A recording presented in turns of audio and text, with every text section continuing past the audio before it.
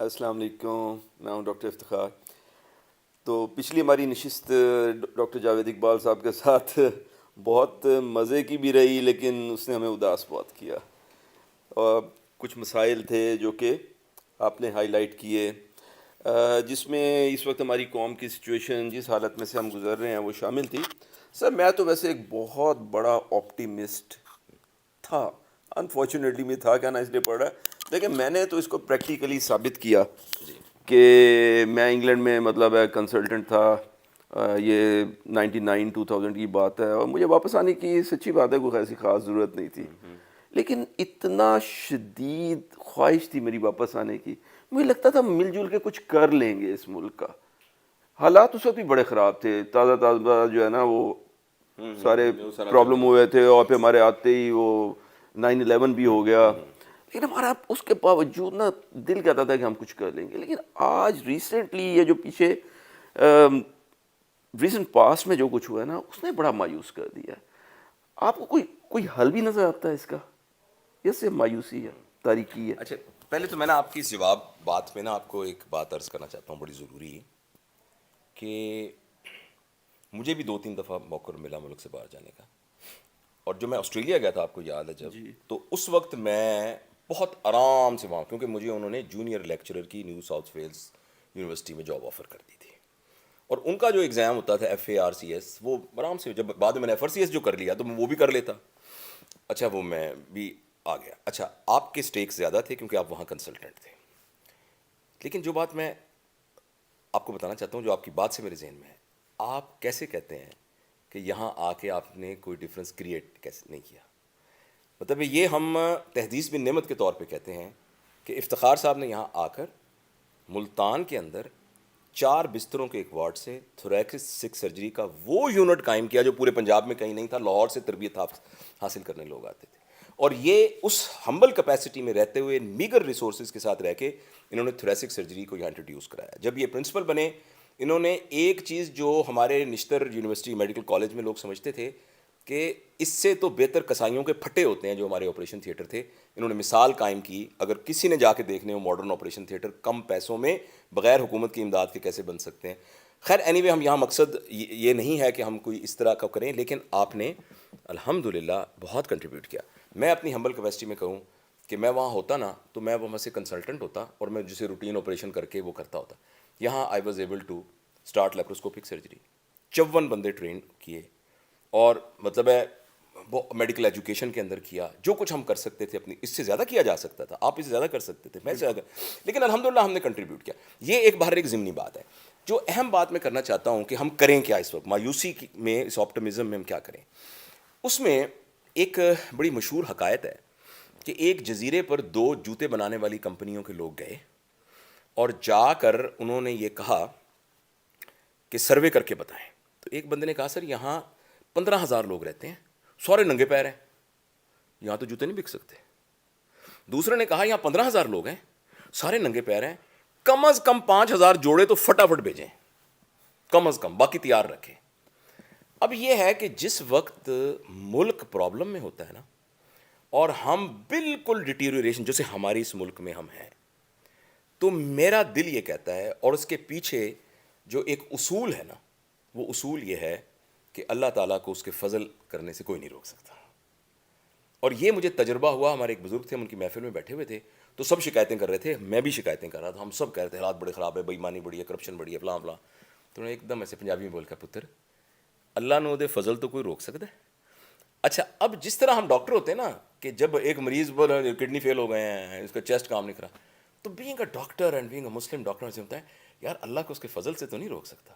مجھے یاد ہے کہ سپیریئر میزنٹیرک آرٹری ایک ٹیومر کے اندر انکارپوریٹڈ تھی، اور میں نے وہ کاٹ دی تھی، اور کاٹنے کے بعد میں اس کو نہیں جوڑ سکا تھا اس وقت بعد میں جب AP تھا، اور جوڑنے کے بعد جب میں باہر آیا تو میں مریض کے اٹینڈنٹ سے شکل ملا نہیں سکتا، مجھے پتہ تھا اب یہ پوری اس کی ٹیریٹری ساری گینگرین ہو جائے گی۔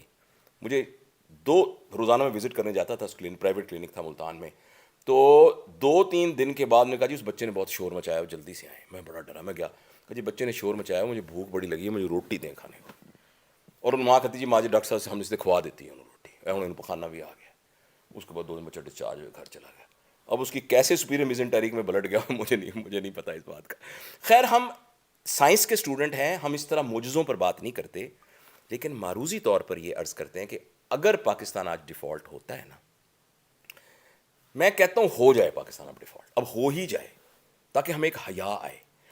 ہم سارے کے سارے لوگ کڑھائی گوشتیں اور چکن بریانیاں اور یہ کھاتے ہیں نا, اب یہ نہیں ملے گا تو ہم اپنے 5 مرلے کے مکان میں سبزیاں اگائیں گے, کیونکہ ہمارے پاس کوئی چوائس ہی نہیں ہوگی. ہم سب کہتے ہیں پوری دنیا میں ایجوکیشن کا بہترین سسٹم جو ہے وہ ہوم ایجوکیشن ہے. اب ہم فیسیں دینے کے قابل نہیں ہوں گے نا, اب مائیں بیٹھ کے بچوں کو قاعدے گھر میں پڑھائیں گی اور ہوم, یعنی بعض اوقات خرابیوں میں سے بھی اچھائیاں نکل آتی ہیں. کووڈ کی وجہ سے پتہ لگا کہ آن لائن کلاسیں کیسی ہوتی ہیں, بعض اوقات نکل آتی. ہم یہ نہیں کہتے کہ ہمیں اس راستے سے پتہ چلے, لیکن ہم یہ امید رکھ سکتے ہیں کہ میں انفرادی طور پر اس تباہی کا حصہ نہ بنوں, اور میں پارٹ آف پرابلم بننے کی بجائے پارٹ آف سولوشن بننے کی کوشش کروں. یعنی میں کیا کروں, میں, میری بیوی, میرے بچے اور جو لوگ میری انفلوئنس کے اندر ہیں, میں ان کے سلسلے میں ایک گارنٹی دے دوں کہ بھئی میں کوئی 2 نمبری نہیں کروں گا, میں کسی کی کوئی گڑبڑ نہیں کروں گا, میں ویسا پاکستانی بنوں گا جیسے پاکستانی کو ہونا چاہیے. تو انفرادی لیول پر میں وہ قربانی دینے پہ تیار ہوں. پھر میرا ایک زون آف انفلوئنس بڑھتا جائے گا.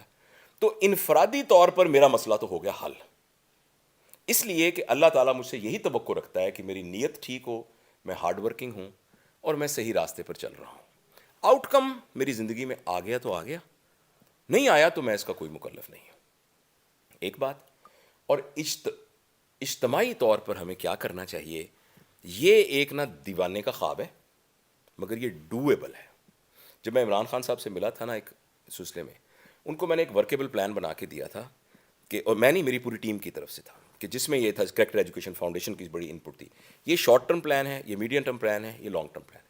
اور میرا یہ خیال تھا کہ اس کے ذریعے سے بہت کم پیسے خرچ کر کے پوری ملک کے اندر نا ایک فضا قائم ہو سکتی ہے جس میں لوگوں کو یہ احساس ہو جائے کہ سڑک پہ چلنا کیسے ہے, تھوکنا کیسے ہے, سلام کیسے کرنا ہے, جو شیشے والا دروازہ ہے تو پکڑ کے رکھنا ہے جب تک دوسرا نہ آ جائے, ہارن غیر ضروری نہیں بجانا, بلا بلا بلا بلا بلا سب چیزیں سوشل ڈیلی. اب وہ عمل نہیں ہوا, یہ اور بات ہے. تو میں ابھی بھی ایک پلان سجیسٹ کرتا ہوں. میں نے ایک چینل کے انٹرویو میں بھی, وہ شاید وہ تھا 92 میں, اس میں یہ تفصیل سے بتایا تھا.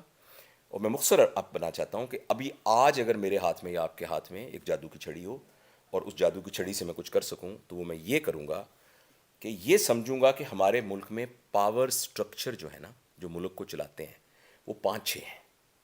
ایک ہماری اسٹیبلشمنٹ ہے, بالکل کھلے الفاظ میں ہماری فوج ہے, نمبر 1. نمبر 2 ہمارا پولیٹیکل ایلیٹ ہے. نمبر 3 ہماری عدلیہ ہے. نمبر 4 ہماری بیوروکریسی ہے. نمبر 5 ہمارے کچھ لوگ ایسے ہیں جو مذہبی رہنما یا مذہبی کلرجی ہے, جن کے ساتھ ایک گروپ آف پیپل ہیں جو کہ کبھی بھی ایک پاور پریشر ڈال سکتے ہیں, کر سکتے ہیں. قادری صاحب کے ساتھ اپنے بندے ہیں, ان کے ساتھ فضل الرحمان صاحب کے اپنے بندے ہیں, تحریک لبیک سے اپنے بندے ہیں, جو اہل تشیع کی جماعت ان کے وہ سارے ہیں. تو وہ بھی ایک اہم لوگ ہیں. اور اس کے علاوہ کچھ اور لوگ ہیں جو بہت اہم ہیں, نظر نہیں آتے مگر پیچھے سے ان کے وہ بہت ہیں. ان کی بڑی مثال ریاض ملک صاحب ہیں. ملک ریاض بیریا والے. دیکھیں ملک ریاض صاحب کی بڑی کنٹریبیوشن ہے پاکستان کے اندر, یہاں کی اکانومی میں. باقی اور باتیں ہوں گی ان کی, تو ملک ریاض ایک ریپرزینٹیٹیو کے طور پہ کہہ رہا ہوں. ایسے بہت سے لوگ ہیں جو ایکچولی پاور سٹرکچر کے اندر ایک رکھتے ہیں. اب جادو کی چھڑی میں ان ساروں کے بڑوں کو ایک کمرے میں بلایا جائے, اور جوڈیشری میں نے عرض کیا, جوڈیشری جج, اور کون بلائے, وہ بلائے جو اب تک اس ملک کو جنہوں نے سنبھالا بھی ہوا ہے, جنہوں نے اس کی سرحدوں کی بھی حفاظت کی ہوئی ہے, اس کی نظریاتی سرحدوں کی حفاظت کی ہوئی ہے, یعنی کہ ہماری پاک افواج. میں پاک افواج کے بہت سے سینئر لوگوں کو بھی جانتا ہوں. مجھے پتہ ہے کہ ان دیر ہارٹ ان کا یہ خیال ہے کہ بھئی اس ادارے سے زیادہ اور کسی ادارے میں ڈیموکریسی نہیں ہے, میریٹوکریسی اس ادارے کے علاوہ کسی میں نہیں ہے, اور یہ ہے کہ یہ پاکستان کو پروٹیکٹ کرتے ہیں. تو ہم ان سے ریکویسٹ کرتے ہیں کہ جس طرح آپ نے پہلے کیا ہے, you play a role of a big brother, اور chief of army staff big brother, یہ ان سب کو بٹھائیں کہ پاکستان کے لیے آپ پاور اسٹرکچر. باقی میں اور آپ جو ہے نا وہ نیچے کی بھیڑیں ہیں, میں اور آپ جو ہے نا ہم نیچے, یہ اوپر کے جو لوگ ہیں, یہ اور یہ 23 کروڑ لوگوں میں سے ٹوٹل میرا خیال ہے کوئی ہوں گے تو ایسے لاکھ سے بھی کم ہوں گے, یعنی جو اوپر کے جن کے ایلیٹس ہوں گے بہت کم ہوں گے, 50,000 ہوں گے, 40,000 ہوں گے, اور ان کے ریپرزینٹیو ملا کے یہ 100 200 لوگ ہوں گے. ان کو بٹھایا جائے اور ان کو کہا جائے کہ آپ یہاں بیٹھیے, 10 دن بیٹھیے, 15 دن بیٹھیے, بیٹھ کے اگلے 15 سال کے لیے پاکستان کی مالی پالیسی بنائیے, یعنی ایجوکیشن پالیسی بنائیے, فارن پالیسی بنائیے, منرلس کو کیا کرنا ہے اس کے لیے بنائیے, اور تمام کی جو میٹرز ہیں نا پالیسی ڈیسیژن کر لیں, پالیسی ڈیسیژن کریں. اور اب آپ باہر جائیے, الیکشن میں لڑیے, آپ عمران خان کی پارٹی کو کیجیے, آپ فلانے کیجیے, لیکن جو بھی آپ میں سے حکومت میں آئے اس پر نہ کوئی بیوروکریٹ کرے گا کمپرومائز, نہ کوئی جج کمپرومائز کرے گا, نہ کوئی اور پاور سٹرکچر کرے گا, نہ ہماری فوج کرے گی, نہ ہماری وہ کریں گے. اور اس کا گارنٹر پاکستان فوج کے علاوہ کوئی نہیں ہو سکتا. یعنی فیئر الیکشن کرائیں, پھر الیکشن کروائیں, جو بھی آئے, لیکن اس طے شدہ پالیسی سے باہر نہ ایجوکیشن پالیسی اس سے باہر نہیں نکلے گی, فارن پالیسی اس سے باہر نہیں نکلے گی. اور اس کے بعد مشکل ٹائم آئے گا قوموں کی زندگی میں. اس سے بھی ڈیفالٹ ہونا کوئی اتنی بری بات نہیں ہوتی. یہ سری لنکا بھی نکل آئے گا, آپ دیکھیے گا, جنگیں ہو جاتی, برازیل, ہاں برازیل ہو چکا ہے, دنیا نے ورلڈ وارز, ٹوکیو تباہ نہیں ہو گیا تھا, پرل ہاربر کے بعد امریکہ میں کیا ہوا تھا. تو پاکستان نکل آئے گا. اچھا آنے کے بعد کریں کیا؟ اب ہم توقع رکھتے ہیں کہ جب یہ لوگ یہ بیٹھیں گے تو یہ پاکستان کے لیے مخلص ہوں گے. اب پرابلم یہ ہے کہ یہ کہنا بڑا مشکل ہے کہ ہمارے پاور سٹرکچر کے ٹاپ کے لوگوں کا اپنا ذاتی بینیفٹ ان کی پرائورٹی ہے کہ پاکستان ان کی پرائورٹی ہے. مجھے کبھی کبھی یہ خوف آتا ہے کہ یہ ایسا لگتا ہے ایک بڑا جہاز ہے جس میں یہ 5-6 لوگوں کا میں نے جو ذکر کیا نا, یہ اس جہاز کے مین کپتان وغیرہ ہیں, تو انہوں نے پہلے ہی اپنا سامان نکال کے نا باہر رکھا ہوا ہے کہ جہاز ڈوبنے لگا نا تو ہم تو نکلیں گے.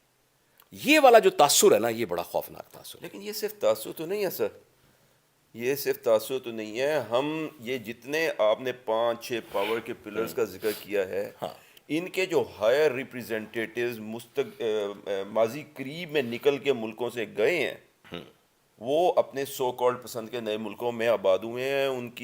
ان کے فائنینشیل انٹرسٹ, کاروبار, سرمایہ, اور سب سے قیمتی سرمایہ اولاد باہر ہے. تو پھر نہیں ٹھیک ہوگا. دیکھیں وہ تو میں نے کہا نا کہ یہ ہے کہ جی اگر فرض کریں یہ ہوگا تو ملک بچ جائے گا, نہیں ہوگا تو نہیں بچے گا, ایز سمپل ایز دیٹ.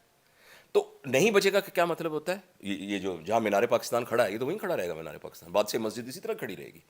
نہیں رہے گا کیا مطلب ہے کہ جو اس کی ایک نظریاتی باؤنڈری ہے وہ ایگزسٹ کرنا چھوڑ دے گی. اور میں نا بہت ڈر کے یہ کہتا ہوں, اور مجھے پتہ ہے بعض اوقات اوپن میڈیا پر اس طرح کی بات جو ہے نا وہ شاید مناسب نہیں لگتی, لیکن حالات اب وہ ہو گئے ہیں کہ جب ہم نے مریض کے ابا کو بتانا ہے کہ آپ کے بیٹے کو کینسر ہے, کہتے ہیں ابا کو نہ بتانا, ابا کو بتانا. بھائی اب بتانا پڑے گا, نہیں بتایا تو علاج کیسے کرائے گا؟ میں ایز اے ڈاکٹر مناسب سمجھوں گا کہ جب ایک شخص, معافی کیجیے گا, ایک بندہ جو مرنے لگا ہے تو میں اس کے اٹینڈنٹس کو بتاؤں, بلکہ اس کو بھی کہوں کہ you have got few days left. تو میں اس خوف سے اور دکھ کے ساتھ یہ کہتا ہوں کہ اگر ہم نے جو میں عرض کر رہا ہوں اس طرح کا کوئی کام, ضروری نہیں کہ یہی ایک ہو, کچھ اور بھی یعنی ذہین لوگ بتا سکتے ہیں, اگر اس طرح کی ہم نے کوئی سینٹرل پالیسی نہ بنائی اور اپنے آپ کو ملامت نہ کیا کہ میں نے کیا کیا اس ملک کے ساتھ اور ذاتی طور پہ قربانی کے لیے پیش نہیں کیا, تو یہ ملک اپنی جغرافیائی اینٹی بھی لوز کر دے گا. اور یہ کوئی پہلی دفعہ تو نہیں ہوگا, ہم اس کو 71 میں دیکھ چکے ہیں. ہاں دیکھ چکے ہیں. مطلب ہے اس کا ایک تجربہ, ایک بہت ہی بھیانک تجربہ جس سے ہم آج تک باہر نہیں آئے ہیں, 71 میں ہو چکا ہے. ہمیں پتہ ہے کہ یہ کوئی خواب کی بات نہیں, یہ تو ہو سکتا ہے, یہ ایک ریئلسٹک تھریٹ ہے.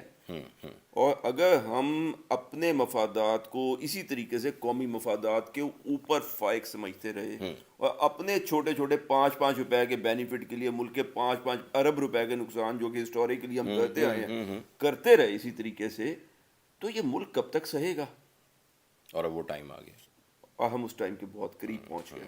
لہٰذا حل یہ ہے میرے بہت ہی پیارے بہنوں بھائیوں, بیٹے بیٹیوں, ظاہر ہے میں تو عمر کے اس حصے میں ہوں, اکثریت پاکستان کی ویسے 54% آبادی جو ہے نا وہ یوتھ میں ہے, اور یہ وہ ایک فیکٹر ہے جو ہم احمقوں کو سمجھ میں نہیں آیا, جس کو ہم کیش نہیں کر رہے, کیش نہیں کر سکے. ہم نے ان کو بتایا تھا گورنمنٹ کو کہ بھائی نادرا کا ڈیٹا کتنا بڑا ڈیٹا ہے, دنیا کے اچھے ڈیٹوں میں سے ایک ڈیٹا ہے, بہت اچھا. اس میں ایک کالم بنائیے جس کالم میں یہ لکھا ہو کہ یہ جو آدمی ہے نا بہاولپور کا, وہ صرف جو 18 سال سے لے کر اور 30 سال تک ہے, اور یہ لکھیں کہ وہ بر روزگار ہے یا بے روزگار ہے, صرف ایک خانہ بنائیں.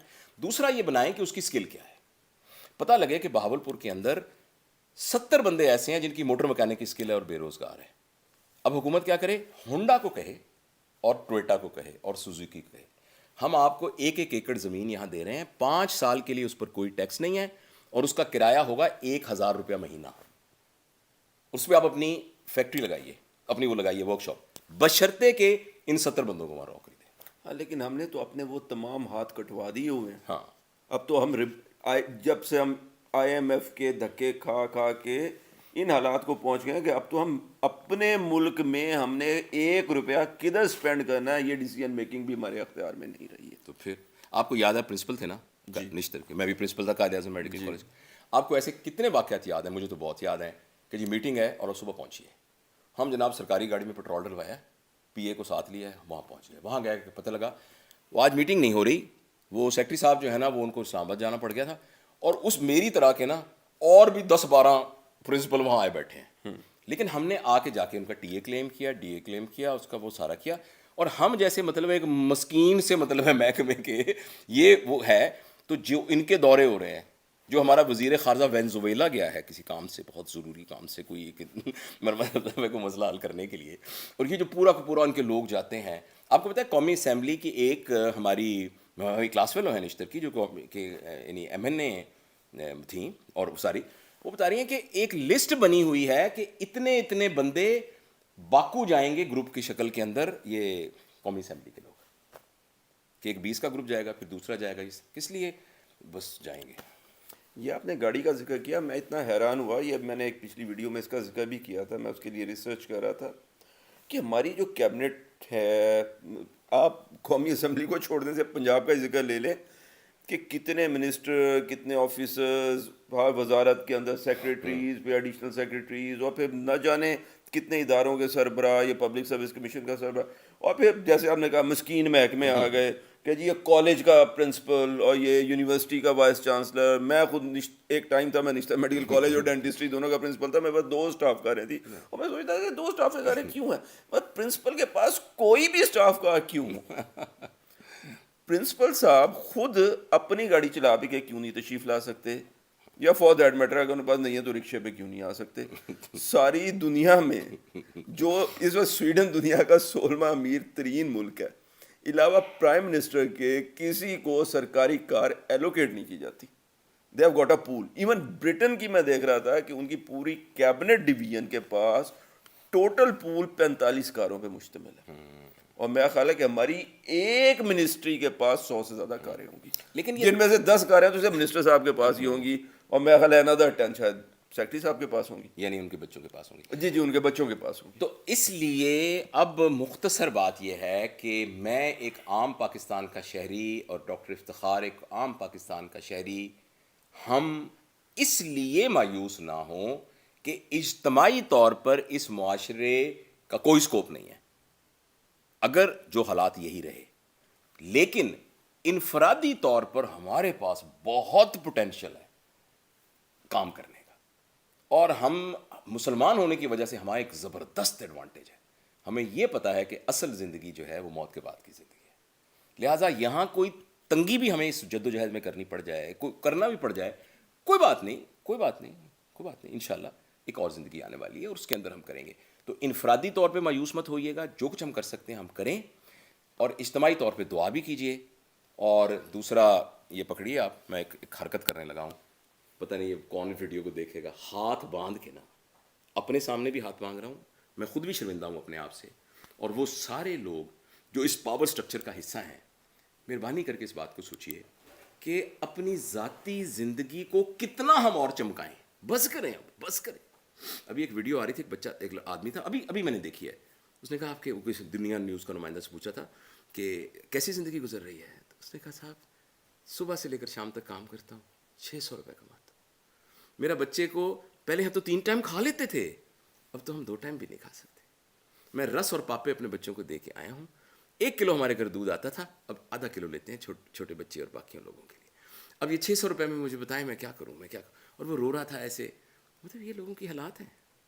تو اس سارے میں اللہ ہمیں سر یہ جو پاور سٹرکچر جس کا آپ نے ذکر کیا ہے, اور اس کے متمنی جتنے بھی لوگ ہیں, ان کو یہ بات سمجھنی چاہیے کہ یہ جس فیملی کا اور جس بچے کا اور اس کے والد کا آپ نے ذکر کیا نا، اس کی بد دعاؤں کا نیوکلیس اینڈ محور ہم آپ ہیں اور پھر ہم سب ہیں. اگر ہم اپنے کام میں پورے نہ اترے تو یہ بد دعائیں لگ جانی ہمیں. اللہ ہم پہ رحم کرے. اپنا خیال رکھیے گا، سب کا خیال رکھیے گا. خدا حافظ. وہ نا جہاں دیکھو صف ماتم بچھی ہے، یہاں ایک بات کا رونا نہیں.